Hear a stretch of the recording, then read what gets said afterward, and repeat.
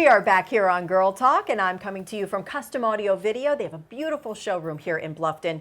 They have the expert team with the smart solutions, and Carlos Ramos is just one of those team members. Great to see you again. Likewise. Today we are talking streaming media. Yes. And it has come so far. Technology, again, is always just 3 steps ahead of us, and we just kind of have to do our catch-up tutorial. And you're just the guy to help us through some of these new technologies and some decisions that we can make regarding streaming media. Yeah. Well, yeah, you're absolutely right. It has come really far. If you think about what streaming media looked like, say, 5 years ago when Google TV was starting to hit the market, it was a product which showed a lot of promise, but really didn't catch on because it wasn't easy to use, in addition to the fact that there wasn't a lot of content available at the time. Right.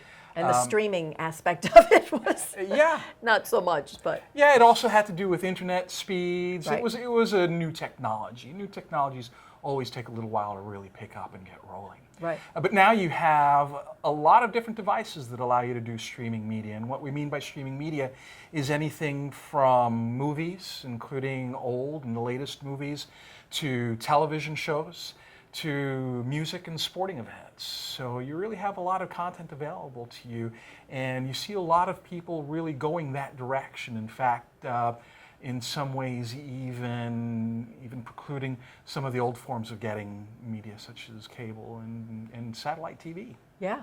All right, so we're accessing it more frequently. It's becoming more user-friendly. Tell us and talk us through some of the options, exactly how to access it, because those are out there. And again, so there are different devices available. The first that you might think about is a smart TV. People frequently are confused as to what a smart TV actually does. Why is it smart? Right. What makes that TV smart? And basically what that is that it gives you the opportunity to connect to the internet with the TV. So they frequently have a browser like you might have on your computer, so you can actually do a Google search.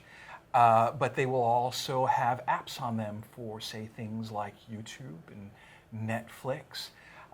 So those are functions that are built into the TV set.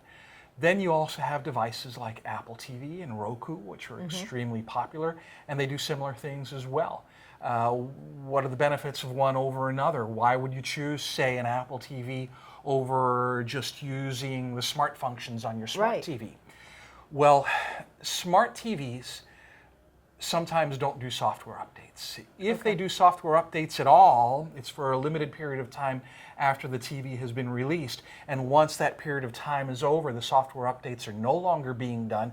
And that's when your software begins to age. You no longer get new apps, and you also no longer get patches and fixes that kind of clean up that software, the problems that it may have had upon release. And they'll give you get that notification from the TV saying that there is an update available? That is correct. If your TV is connected to the internet, either via a hard wire or through Wi-Fi, you will get those notifications, because if your TV does the updates, it will periodically go out and search to see if the updates are available. And that's the same thing with other devices, except with a device like an Apple TV. Those updates are done They're kind of for ongoing. the life of the device, correct. The device does not stop doing those updates after a period of time, meaning that you will continue to get new software on there, new functions, and it will continue to clean up the old issues that may have existed with the previous versions of the software. Yeah, that's really important. So while the smart TVs are great, again, you would kind of recommend or lean in the direction of the external Absolutely. device A dedicated then. device is definitely the best way to go. It's going to be the most effective, and it's going to be the easiest way to use it as well. That's great. Keeps you updated with the latest and greatest. I love that. Let's take a look at the screen and kind of talk through some of the things that are available via the streaming media.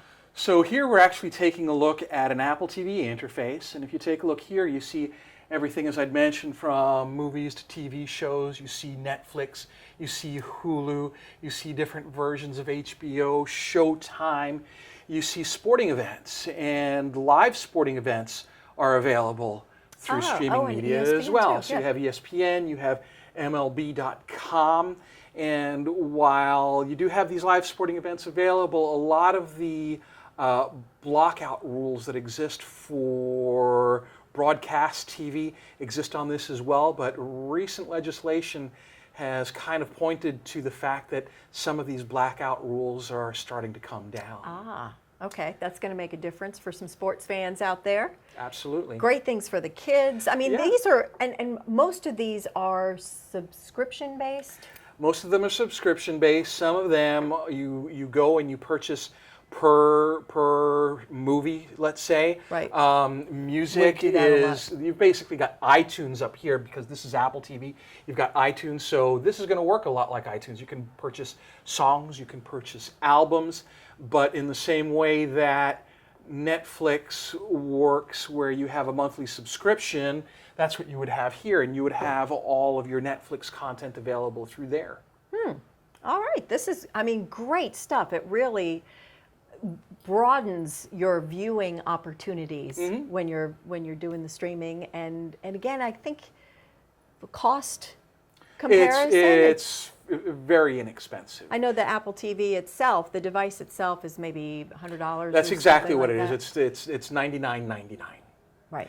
And whatever then what you're talking is subscriptions on top. subscriptions, which is something that you would have been doing anyway, right? So you are going to have a subscription to HBO if you've got a cable or satellite provider, and the same thing with Netflix and a lot of these others.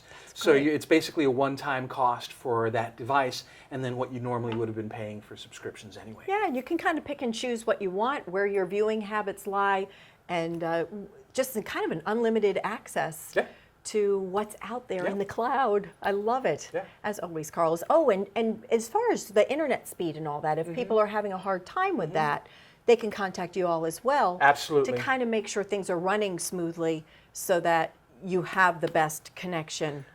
We will make sure that you have the right equipment to get your streaming media functioning the way it should be functioning. That's here at Custom Audio Video in Bluffton, the expert team with the smart solutions. Carlos, thank you so much. Thank you. And thank you for tuning into this episode of Girl Talk. I'm Debbie Court. We'll see you next time.